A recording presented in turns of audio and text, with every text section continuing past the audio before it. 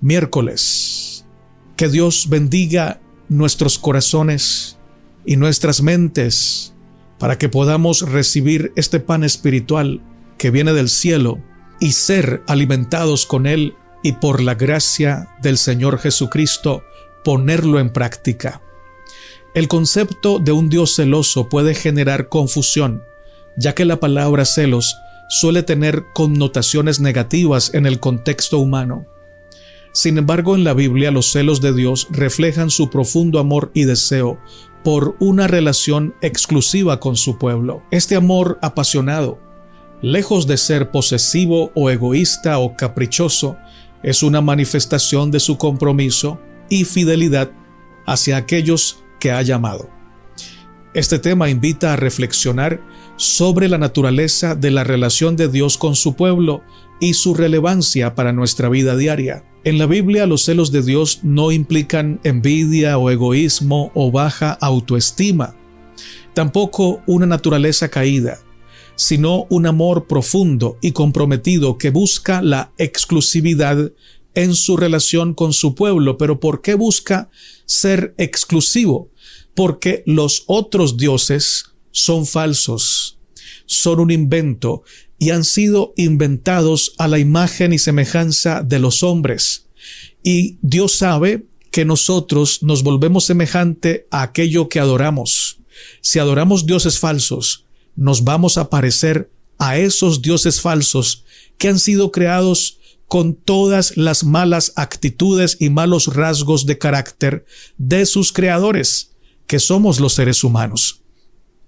Dios se pone celoso cuando adoramos dioses falsos porque sabe que nos vamos a hacer daño.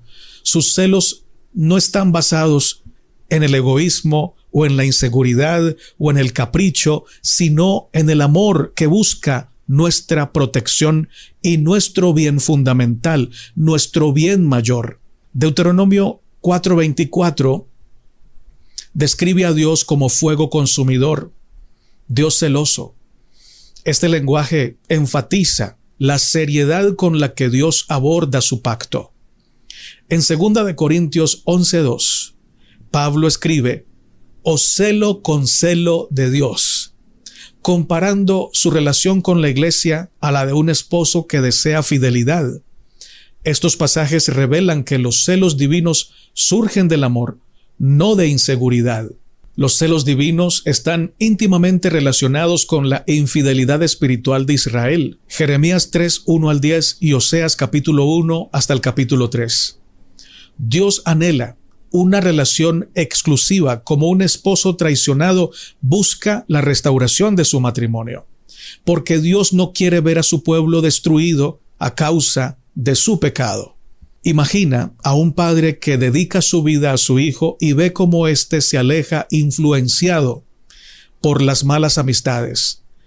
El celo del padre no es egoísta, surge del amor y del deseo de proteger a su hijo. Como Dios nos ama, no puede tolerar ídolos en nuestra vida porque su amor busca nuestro bien. Reflexionemos.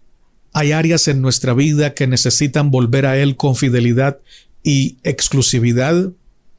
¿Están los celos de Dios activos en nuestra vida hoy? Es decir, Dios, que lo conoce todo y que conoce nuestro corazón, sabe que hay cosas que estamos poniendo primero que a Él, y también sabe el Señor que todo aquello que ponemos en primer lugar antes que Dios se convierte en un ídolo, en un Dios falso, y en esa área estamos perdiendo la dirección y estamos reuniendo cada vez más ruina, dolor, fracaso y maldición. Por eso los celos de Dios están activos y Él manifiesta su celo. Lo hace de diversas maneras.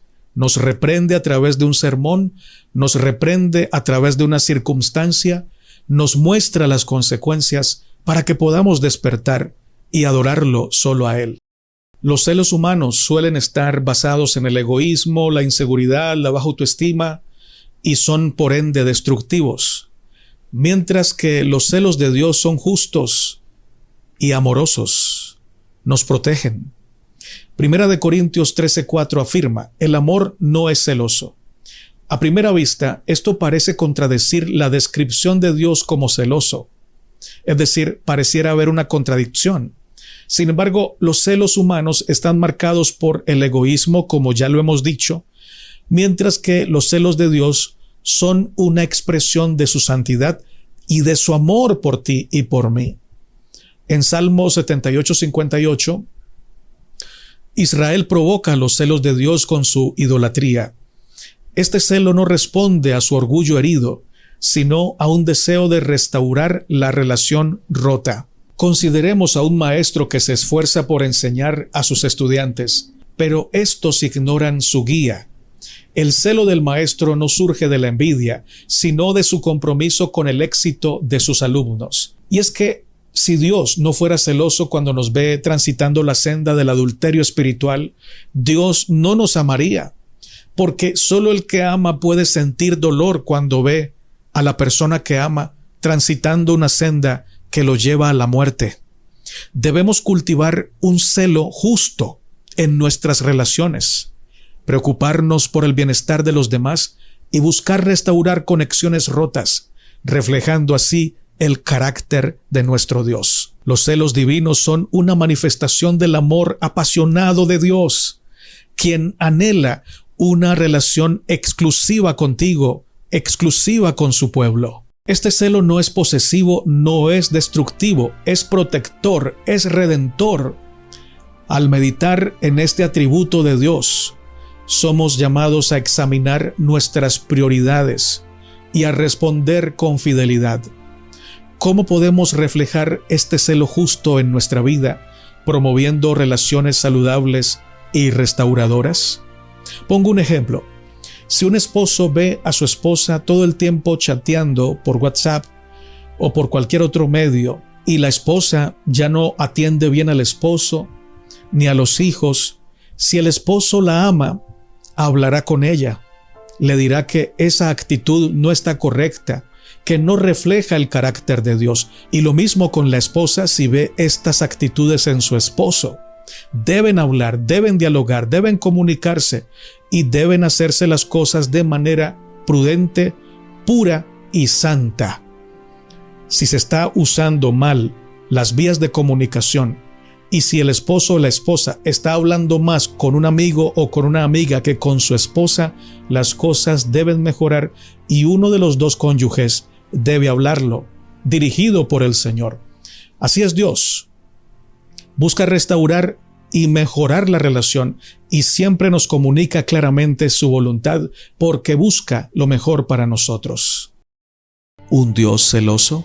Deuteronomio 4:24 declara que Dios es fuego consumidor y un Dios celoso. Estas palabras fueron pronunciadas por Moisés, advirtiendo al pueblo sobre el peligro de la idolatría. En el contexto del pacto, el pueblo de Israel debía adorar únicamente a Jehová, pues Él era su único Dios. El celo divino aquí se presenta como una reacción justa ante cualquier traición espiritual que rompa la relación exclusiva de amor entre Dios e Israel. En el Nuevo Testamento, Pablo emplea la misma idea en 2 Corintios 11:2 al describir su celo de Dios hacia los creyentes de Corinto, comparándolos con una novia que debe mantenerse pura para su esposo. Este uso resalta que el celo divino es un reflejo de amor profundo y protector. El término hebreo que se traduce como celoso no implica inseguridad, no implica envidia, como ocurre con los celos humanos. Más bien describe la pasión intensa y legítima de Dios por proteger la exclusividad de su relación con su pueblo. En la cultura del Antiguo Testamento, la idolatría se entendía como adulterio espiritual. Así lo afirma Oseas 2:19-20. En 2 Corintios 11:2, Pablo usa el término griego celos para expresar el mismo concepto. Este celo no surge de un sentimiento posesivo, sino de un deseo santo de mantener la fidelidad y la pureza en la relación entre los creyentes y su Dios. Dios se describe como celoso porque su amor es apasionado, es exclusivo y es protector. Así como un esposo o esposa espera fidelidad en el matrimonio, Dios espera la lealtad total de su pueblo. Este celo no tiene las connotaciones negativas de los celos humanos, que suelen estar relacionados con la envidia o el egoísmo. Por el contrario, el celo divino refleja un amor puro y una preocupación sincera por el bienestar espiritual de su pueblo. El celo de Dios también muestra su compromiso con la justicia. Cuando su pueblo se desvía hacia la idolatría, no solo rompe su relación con Dios, sino que también se pone en peligro al alejarse de la fuente de la bendición y de la vida.